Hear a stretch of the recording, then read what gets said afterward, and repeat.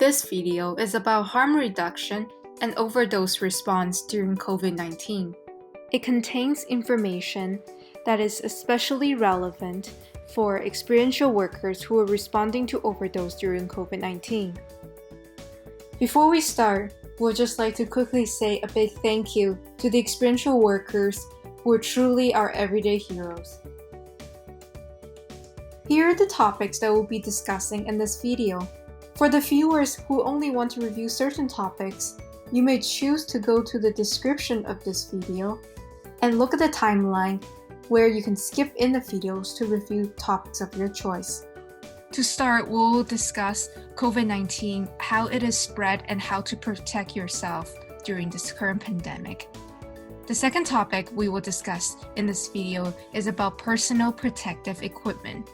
Number 3, we'll also be touching on pulse oximeters in this video, what they are and how to use them. And lastly, the opioid overdose response during COVID-19. Let's get started on our first topic on COVID-19. COVID-19 is a virus that can cause a variety of respiratory symptoms, including runny nose, cough, fever, and shortness of breath. You can see how some of the symptoms of COVID-19 are similar to the common cold or flu. The symptoms can range from mild to severe, requiring hospitalization. And it's important to note that COVID-19 may increase the risk of overdose from opioids because of it being a respiratory virus that will affect how you breathe. COVID-19 can be mainly spread in 2 ways. The first method is by inhaling the droplets produced when the person with COVID-19 breathes out, coughs, or sneezes. The second method is by touching contaminated surfaces that have these droplets, then touching your own eyes, nose, or mouth. After catching the virus, symptoms usually take 3 to 4 days to appear, but it may take up to 14 days. Now we'll talk about different strategies how you may protect yourself during COVID-19. The first one being physical distancing. The reason why physical distancing is important and effective is because droplets don't travel more than 6 feet or 2 meters. That is why it is very important to practice physical distancing with each other. The next strategy that is as important as physical distancing is hand washing. Because virus can't be killed with just soap and water or alcohol-based sanitizer that has more than 60% alcohol. It is important, however, to wash your hands for a full 20 seconds, as that is how long it takes to destroy the virus. Next, we'll talk about the importance of disinfection. Disinfection is to kill viruses and bacteria, and it should never be applied on human body or food. Use store-bought disinfectants or dilute household bleach with room temperature water, 10 ml of bleach into 500 ml of water. When making up disinfectants, it's important to not mix disinfecting products together, as this may create toxic gas. Pay special attention to high-touch surfaces like the doorknobs and clean these surfaces more often. If you're working at overdose prevention sites or OPS, also clean the surfaces between clients. Lastly, safer drug use tips are just as important during COVID-19. First of all, always use with a buddy. And continue to access OPS. Regular cleaning takes place at these facilities. And when you're using with a buddy, try to keep 2 meters of physical distancing. Avoid sharing supplies such as cigarettes, injecting equipment, joints, and pipes. If you have to share, wipe pipes with alcohol wipes or use new mouthpieces. Start low and go slow. You may go through involuntary withdrawal if your dealer gets sick. Have backup plans and be cautious if you're using new supply. Always have an overdose plan, and that includes carrying naloxone. Use 1 drug at a time. Using more than 1 substance increases the risk of overdose, which is elevated during COVID-19. If you do have to mix, start low and go slow. Lastly, be aware of your health and tolerance. Being sick including having COVID-19, run down, or have a chronic illness increases the chance of overdose. Your tolerance can also be lower if you haven't used for a while, or if you're using a substance for the first time. Because of COVID-19, there are now pharmaceutical alternatives. Patients may now access these pharmaceutical alternatives to street drug supply covered under pharmacare. Speak to your physician, nurse practitioner, or call one of the following helplines. COVID-19 testing is also available. If you develop any symptoms, cough, runny nose, shortness of breath, get tested. Testing is available in Vancouver, Maple Ridge, and Victoria on walk-in or appointment basis. Our second topic is on personal protective equipment, or PPE. In this following video, we'll have an experiential worker to demonstrate how to put on makeshift or homemade personal protective equipment PPE if you do not have access to medical-grade PPE. The following video will also cover the proper order in which you should take off your PPE. While hand washing before and after responding to an overdose is still the best way to protect yourself and the person you're responding to, you may also use whatever protective equipment you may have on hand. First, gloves in the take-home naloxone kit. You may also choose to wear a face mask.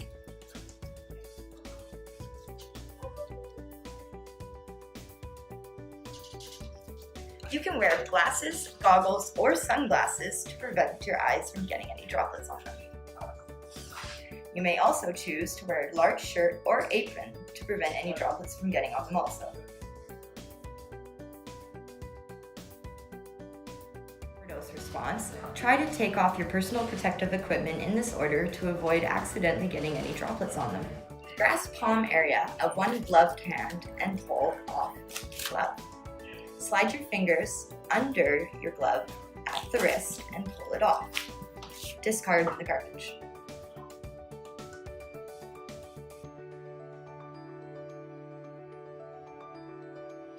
Next, if you're wearing a gown, it's time to take it off.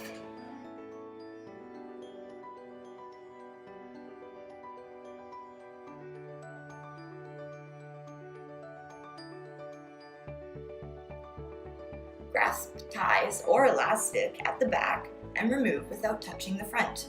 Discard in the garbage. Washing your hands is your best protection against COVID-19. Please wash your hands and stay well. We need you.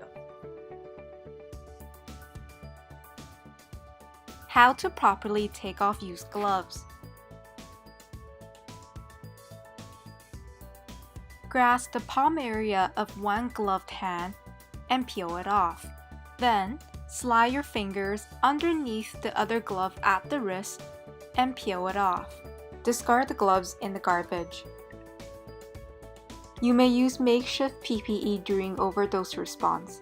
When taking off used PPE, why is it important to wash your hands in between each step of PPE removal and also at the very end?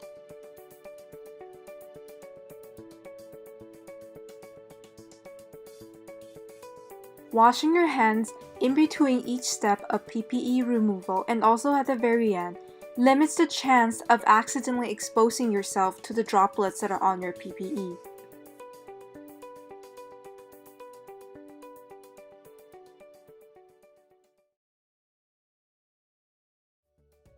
Now, for our third topic, we will discuss what pulse oximeters are and how they can help during an overdose.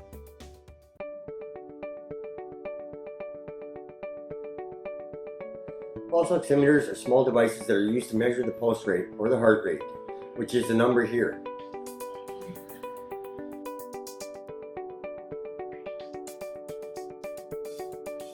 Beside the PRBMP and the oxygen level in a person's blood, which is the number here.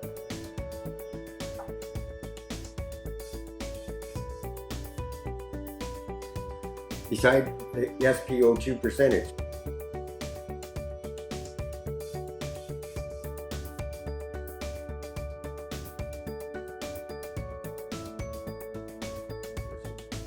Here's how you use it. Open the clip and place it on the index finger in the oximeter.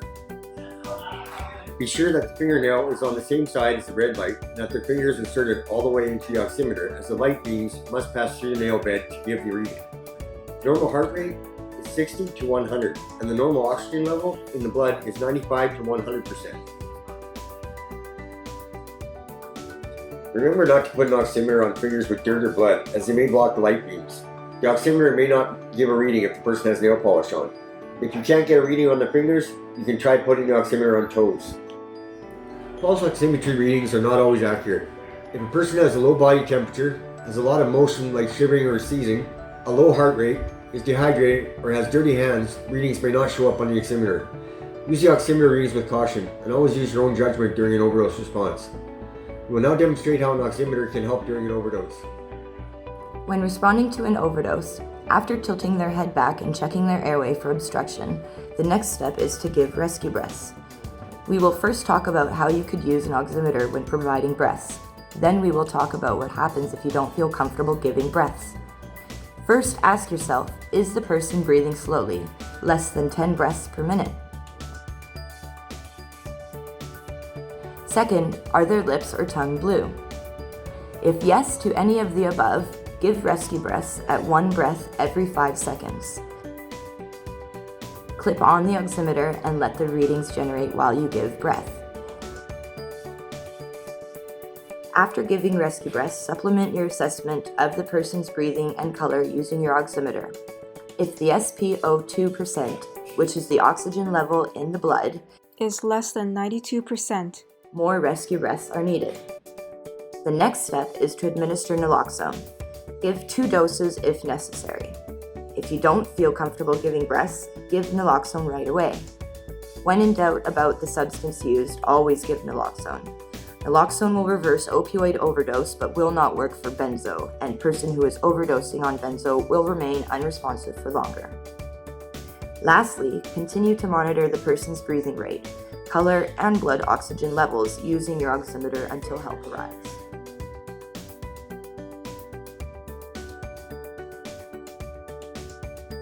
Here's how you clean your oximeter at the start and the end of your shift. This is important to decrease the spread of infectious diseases like COVID-19. To clean your pulse oximeter, use an alcohol wipe to clean the inside and outside of the oximeter. Let it dry thoroughly before use.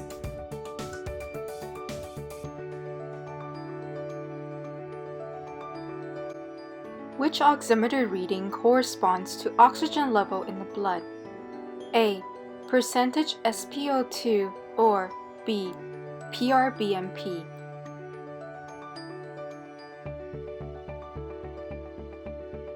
The correct answer is A. Percentage SpO2. Which oxygen level reading suggests more rescue breaths are needed? A. Below 97%, B.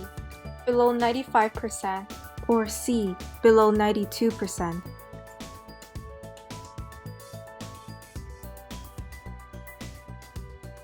The answer is C. Below 92%.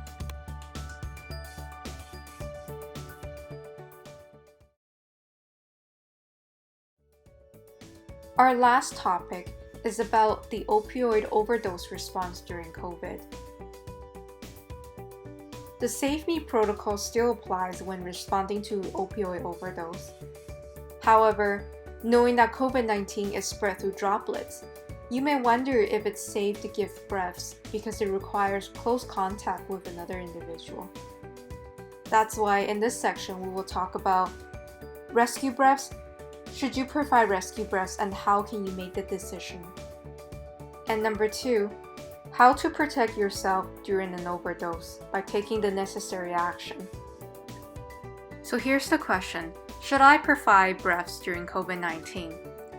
The truth is, there is a risk of infection when responding to an overdose, but the risk can be greatly reduced with CPR face shield or the contact barrier and gloves. However, the risk of catching COVID-19 is low compared to the high risk of brain injury due to the lack of oxygen during an overdose. The face shield has a one-way valve and large impermeable area which protects the responder from secretions. However, currently, there is no confirmed evidence to suggest that the CPR face shield will provide adequate protection against COVID-19. Therefore, it is your decision if you feel comfortable with providing breaths.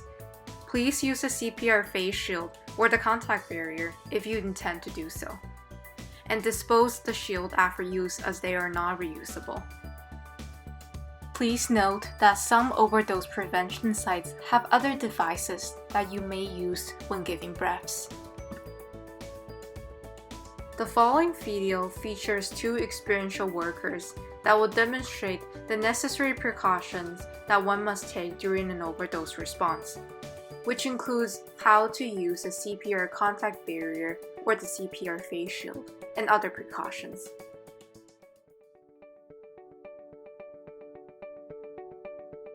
Because there's a risk of catching COVID when responding to an overdose, it is important to take precautions. Put on gloves, which are provided in your THN kit. It is very important. And if you have any, put on whatever personal protective equipment you have.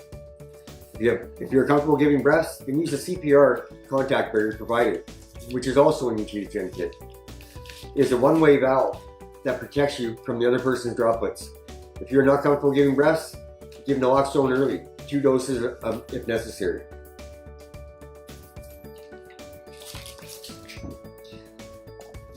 We will now demonstrate how to respond to an opioid overdose during COVID while taking precautions to protect yourself. Hey man, you alright?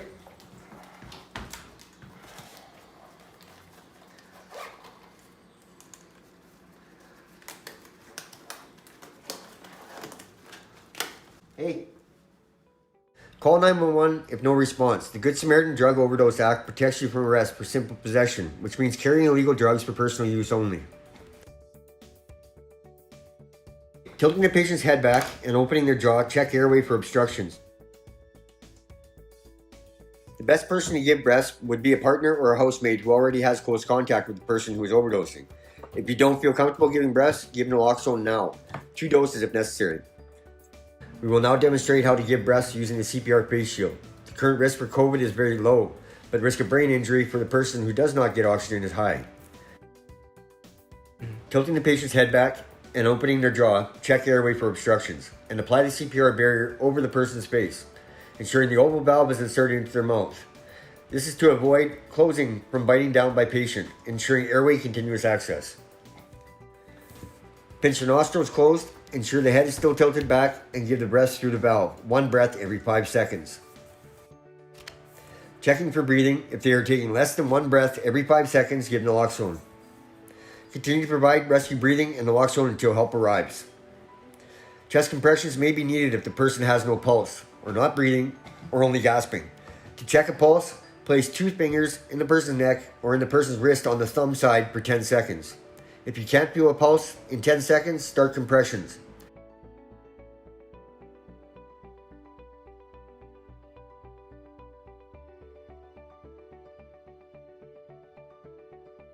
To protect yourself from droplets when giving compressions, place a towel or a piece of clothing over the person's mouth and nose.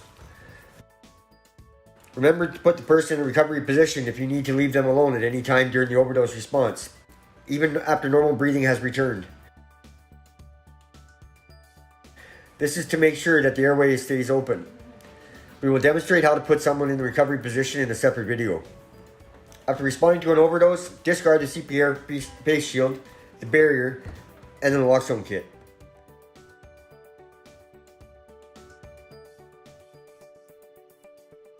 Grasp palm area of one gloved hand and pull off glove.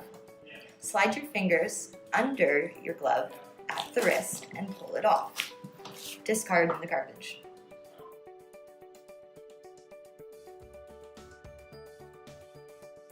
What are the benefits of using a CPR face shield when providing breaths? A. It has a one-way valve that can protect you from the other person's droplets. B. It ensures that any bodily fluids are not transferred to the rescuer. C. It can easily be used by one rescuer alone. Or D. All of the above.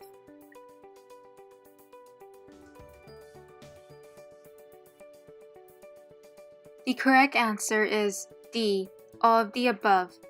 That is why it is important to use CPR face shield whenever you are providing breaths.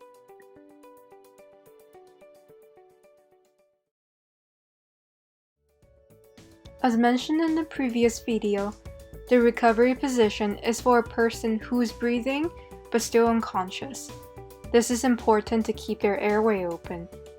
In the next video, 2 experiential workers will demonstrate how to place someone in the recovery position.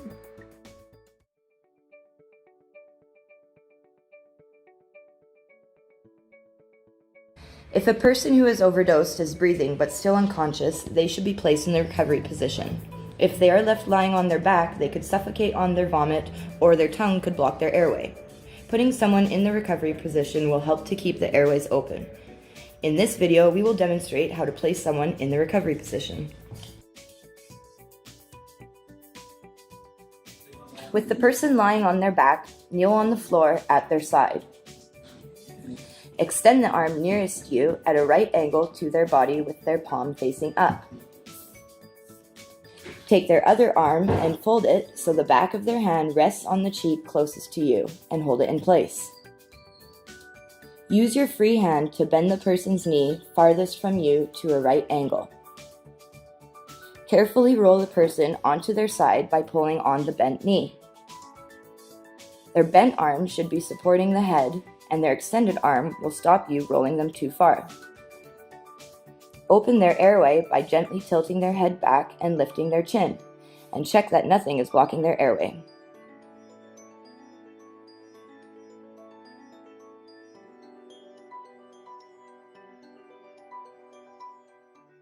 The prone recovery position can only be utilized after greater injury to neck and spine are ruled out from initial assessment by respondent. Stay with the person and monitor their condition until help arrives. Why is it important to place someone who is breathing but still unconscious in the recovery position? A. If left lying on their back, they could suffocate on their vomit. B. If left lying on their back, their tongue could block the airway. C. The recovery position keeps the airway open. Or D. All of the above.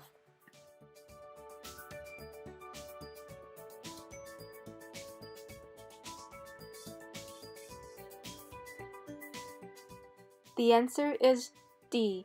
All of the above.